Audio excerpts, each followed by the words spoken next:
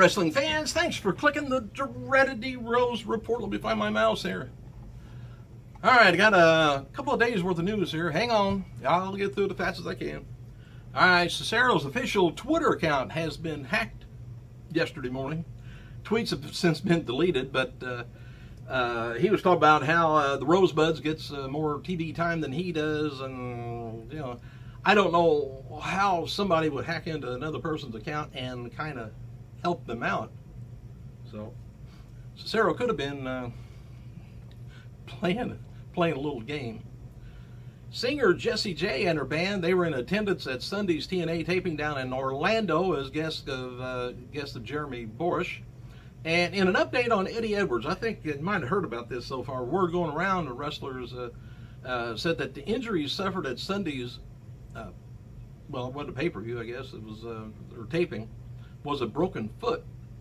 So he's off to the hospital. Probably out of action for quite a while. TNA and Wrestle One, they're expected to make an announcement today in Orlando. I'll let you know about that. I haven't heard anything about it. That was yesterday, but still I haven't heard anything about it. And WWE's 2011 DX One Last Stand documentary was going to be available on WWE Network this week. Randy Orton's girlfriend was at ringside at the WWE's live event in Fort Myers, Florida on Sunday, and after his match, Orton went over, kissed the woman in front of his fans, and later brought her backstage. Bet they thought that was the luckiest girl in the world, but I don't know about that. And Jim Ross noted on the Barbecue website that he did some work for WWE Network this past week. Had a good Thursday, he says, working about 9 hours or so. Tape content for the network and a handful of DVDs. Certainly got to relive some fun memories.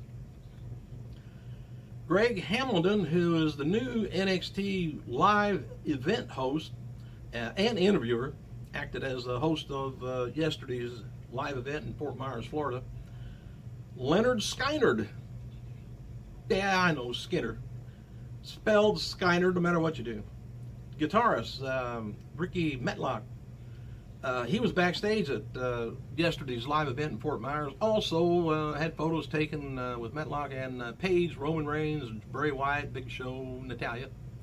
Ric Flair spoke recently with the Burton Mail to promote the UK limo riding, jet flying tour that takes place later this year. Flair made a little bit of a comment. He says, I appear on the WWE programming about 8 or 9 times a year now. I think I could offer more, and I think that the management would like to use me more often, but it's about the others that have to follow me, and they have to consider that as well. He does such great interviews and stuff. It's kind of a downer afterwards. He said, I can be a very tough act to follow. I can still be active and will be for many years to come, but they also have to take into the account that other superstars at the same time. By the way, in 2010, yesterday, TNA announced that they're going to be moving Impact to Monday nights opposite Raw on Mondays, but move that would only last several months before returning to the traditional time slot of Thursday. And also in 1989, Clash of the Champions 5 was held in Cleveland, Ohio. It was called St. Valentine's Day Massacre, if you remember that, which was aired live on TBS. WWF, WCW, and ECW wrestler Louis Spicolli would have been 27 years, or died at the age of 27 years old on this day.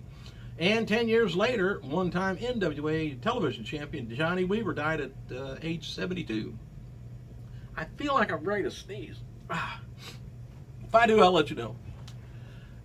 Anyway, in the fallout, this is today's news. The fallout from the video that Ric Flair talked about, his incident with Triple H. Flair says, there is a video up, by the way. Flair says he loves Triple H, he's a hard worker, and to get where he's got, but Sting is a different kind of animal. Flair said he's not upset about Triple H pushing him down. Holding him down, maybe, not pushing him down. WWE DVD News also reports that Monday Night War Volume 1 DVD is planned for this summer, while Volume 2 is going to be released in the winter. The set's going to be pushed back, and the format recently changed from 3 discs to 4. Good. Probably the price will go up about $5 each, too. You never know. Darren Young is hosting the anti-bullying rally down in Florida today, a Special Olympics venue. And Tommy Dreamer teased on Twitter that a ladder match used during the three-way dance between Carlito, Matt Hardy, and Lance Hoyt at his March 7th House of Hardcore event in Philadelphia is going to be happening. But I just hate it when they have a match called a three-way dance. That's anything but. And WWE website has a video up of the Bellas at a 2015 ESPN Sports Science Newton Award, during the Super Bowl weekend, I guess, is online. In case you want to see them. Natalia, Kofi Kingston, they're hosting a WrestleMania reading celebration this week at Belmare's Elementary School in Florida. And noted before, I think I mentioned, maybe I did mention on here, this is horrible. Sometimes you want to be in the front row, sometimes you don't. Anyway, noted that Bray Wyatt lost to John Cena in a dark match after last night's Raw in Orlando, Florida. And towards the finish, now this is the dark match, Wyatt got sick and threw up all over the ring, I guess. I don't mean just a little puke type thing, I guess it was bad. And apparently Wyatt got sick, like I said, and I don't know whether he was sick to begin with. Of course, Cena kind of makes me sick sometimes. But apparently Wyatt wasn't doing well last night, as he was going for a move at one point, but lost his grip on Cena and dropped him. I don't know if any of that's taped or not. I haven't seen anything, but leaving Cena, it looked kind of stunned. And Wyatt suffered a cut over, from the botched move too, I guess. And plus, last week he got busted in the mouth. Oh well. And NXT coaches Bill DeMont, Norman Smiley, Robbie Brookside, they were used to pull apart Raymond and Reigns and Bryant at last night's, at the end of Raw. I don't know if you noticed that or not, but Smiley sometimes works as the Diva down in NXT trainer and was working the main roster Divas backstage during the evening. That's only why he was there, I guess. And he didn't come out with a broomstick, if you know what I mean.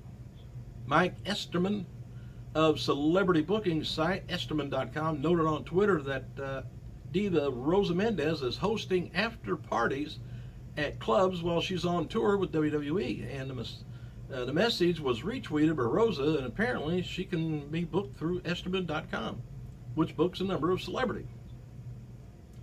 All right, hey, the Von Erichs were brought in to TNA taping just to wrap up in Orlando, but they were only used for the Gut Check pay-per-view.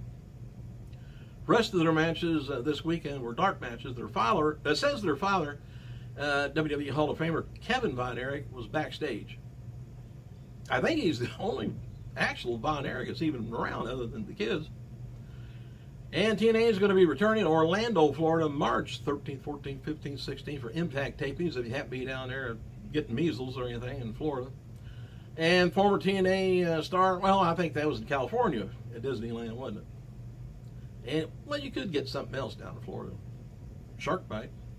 Former TNA star Frankie Kazarian and Christopher Daniels is going to be hosting the March 1st episode of Kevin Smith's Comic Book Men on AMC. The two is going to be will enter the store in hopes of selling their comic. Sounds like it's a tense movie, tense show. I don't know if I can watch it or not. Thanks for clicking, you guys. I gotta go.